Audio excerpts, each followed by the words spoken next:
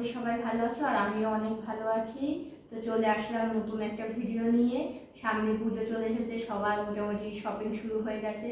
তো আজকে আমি আমার শাড়ি কালেকশানগুলো তোমাদের সাথে শেয়ার করব। আমার যদিও খুব ভালো কালেকশান নেই, তবুও যেটুকুনি যা আছে তোমাদের দেখাই। তোমাদের যদি ভালো লাগে অবশ্যই কমেন্ট করে জানিও সব থেকে বেশি কোন শাড়িটা তোমাদের পছন্দ হয়েছে। তো প্রথমেই শুরু করব আমার বিয়ের বেনারসি শাড়ি দিয়ে। এই শাড়ির প্রতি আমার অনেক কি বলবো আবেগ স্মৃতি অনেক কিছু জড়িয়ে আছে। তো ঠিক আছে, চলো ভিডিওটা শুরু করি। এই দেখো, এটা হচ্ছে আমার বিয়ের বেনারসি। এটা কিন্তু আমার টিউশনের টাকা জমিয়ে আমি এই শাড়িটা কিনেছিলাম। তো এই শাড়িটা আমি কিনেছিলাম কাঁচরাপাড়া থেকে। 4,500 টাকা মতন দাম নিয়েছিল। পুরোটাই কিন্তু আমি নিজের টাকায় কিনেছি। দেখো শাড়িটা তোমরা, এই দেখো পুরো শাড়িটা কিন্তু এমন কাজ করা, পাটটা কত সুন্দর দেখো। আমার তো এই শাড়িটা যখন আমি দেখেছিলাম দোকানে, তো অনেক শাড়ির মধ্যে আমার এই শাড়িটা সবচেয়ে বেশি ভালো লেগেছিল। মানে এই শাড়িটা দেখে আমার এই শাড়িটার দিকে এতটাই মন চলে গেছে যে আমি ভেবেছি অন্য শাড়ি না, আমাকে এটা নিতেই হবে, কারণ এটা আমার খুব পছন্দ হয়েছিল। অনেকে অনেক রকম কালার নেয়, দু কালারের, কিন্তু আমার মনে হয় বিয়েতে এরকম মেরুন কালারের, লালচে মেরুন, এটা এই ধরনের শাড়ি কিন্তু আমার খুবই পছন্দ হয়েছিল আর ভালো লেগেছিল। আমার সবাই বলেছিল যে শাড়িটা খুব সুন্দর হয়েছে। এই যে এইটা হচ্ছে আঁচল। তো আমি পুরো শাড়ি সব খুলবো না, তোমাদের এইভাবে দেখিয়ে দিচ্ছি। আর অল ওভার এরকম কাজ, এই পুরো শাড়িটা। ঠিক আছে, এই শাড়িটা দেখানো হয়ে গেল। নেক্সট আমি তোমাদের অন্য একটা শাড়ি দেখাই। তো এখন সেইভাবে ভাঁজ করবো না, অন্যরকমভাবে রেখে দিই সাইডে ভাঁজ করে করে।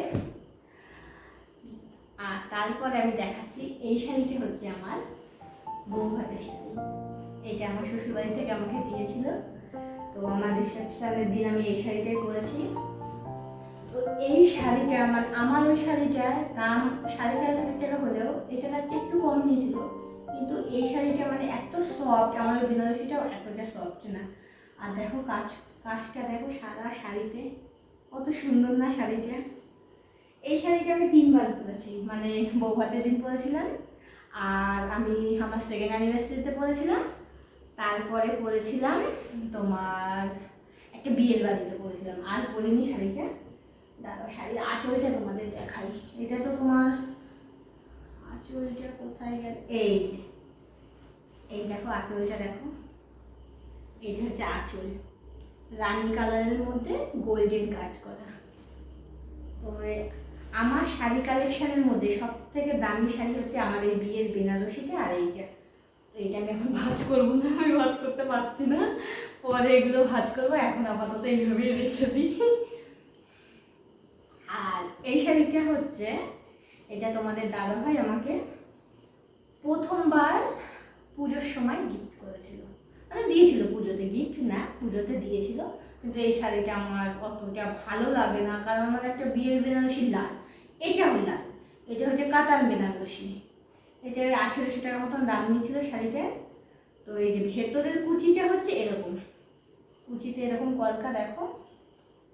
আর অন্য পাশে এই যে এরকম, আঁচলের কাজ থেকে এরকম, এটা আঁচল না, বডিটা এরকম, আর কুচিতে ওই কাজ করা আছে।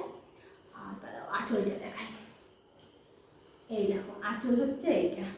তো এই শাড়িটা আমার খুব একটা ভালো লাগে না, তার জন্য আমি পরিনি। একবার শাড়িটা পরেছিলাম তোমাদের দাদা ভাইয়ের মন রাখার জন্য, তারপরে কিন্তু আমি রেখে দিয়েছি। এই শাড়িটা আমি আর পরি না, পরবো আবার দেখি এই বছর 5 বছর পূর্ণ হয়ে আমার অ্যানিভার্সারিতে এই শাড়িটা পরার ইচ্ছা আছে। আর এরপরে দেখাবো আর একটা কাতান বেনারসি। তো এই শাড়িটা আমাকে দিয়েছিল তোমাদের দাদাভাই পুজোতে, সেকেন্ডবার, আমার বিয়ে 2 বছর যখন পূর্ণ হয়েছিল, দুর্গা পুজোর সময় এই শাড়িটা কিনে দিয়েছিল। আর এই শাড়িটা আমার পছন্দের, এই শাড়িটা আমার ভালো লাগে। এই শাড়িটা হচ্ছে সি গ্রিন কালার, গোল্ডেন কাজ। আর এটার কুচিটা হচ্ছে মেরুন কালার। এই যে আঁচল, এটা হচ্ছে আঁচল। আর কুচিটা কোথায় লাগানো, এখন শাড়ি দেখাচ্ছি, শাড়ির কুচি কোথায়, আঁচল কোথায়, কিছু আমি খুঁজেই পাচ্ছি না। এই যে পেয়েছি, এই দেখো কুচিতে কিন্তু এই কালারটা। এই শাড়িটা আমার খুব ভালো লাগে। এই শাড়িটা আমি দুবার মনে হয় পরেছি, হ্যাঁ দুবার পরেছি এই শাড়িটা, আর পরিনি। ওর বাবা কোনো অনুষ্ঠান বাড়িতে বিয়ে বাড়িতেই সাধারণত এইসব ভারী শাড়ি পরা হয়। দেখো কীভাবে রেখে দিচ্ছি, পরে ভাঁজ করবো, এখন আপাতত রাখি এইভাবে। তারপরে এই যে নেক্সট এই শাড়িটা, এইটা হচ্ছে আমার বিয়ের পর প্রথম বছর আমার শ্বশুরমশাই এটা আমাকে দিয়েছিল। তো এই শাড়িটার দাম নিয়েছিল তখন 2000 টাকা। আর এইটারই ব্লাউজ পিস এইটা আমি মনে হয় মানে 4 বছর ধরে 4.5 বছর ধরে টানা এই ব্লাউজটা পরি, আমার খুবই ভালো লাগে, সব শাড়ির সাথে এই ব্লাউজটা যায়। তো এইটা হচ্ছে একটু ট্র্যাডিশনাল মতন, মানে এটা দুর্গাপূজার অষ্টমীর দিন বা দশমীর দিন পরে খুবই ভালো লাগে।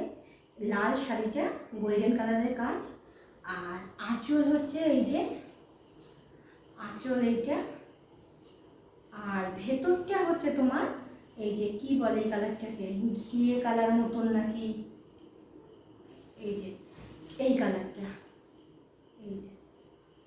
তো শাড়িটা কিনেছিলাম ঠিকই, তখন মানে দোকানে এত আলো ঝকঝক করছিল শাড়িটা, তখন যতটা সুন্দর লেগেছিল বাড়িতে আসার পরে কিন্তু আমার ততটা সুন্দর লাগেনি।